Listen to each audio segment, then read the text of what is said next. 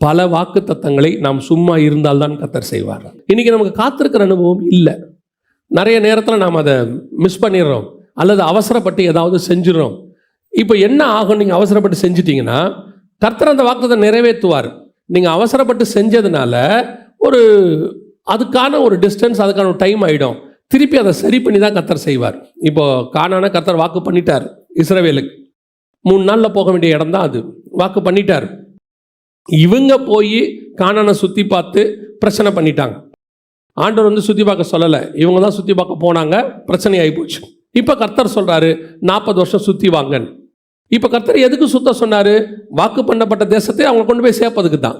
அந்த வாக்கு தத்தம் தேசத்தை வாக்கு பண்ணினதை நிறைவேற்றுறதுக்கு தான், கன்ஃபார்மாக செய்ய தான் போகிறாரு. ஆனால் இவங்க பண்ண வேலையால் 40 வருஷம் டைம் ஆகி போச்சு.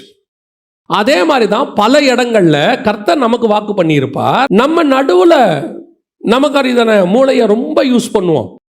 நம்ம பயங்கரமாக உள்ளே இறங்கி அதை செய்யலாமா இதை செய்யலாமா. நாம் செஞ்சு தப்பாகிறத விட பல நேரங்களில் நம்ம செஞ்சு தான் தப்பு பண்ணுறோம். நம்ம சும்மா இருந்தாலே கரெக்டாக நடக்கும்.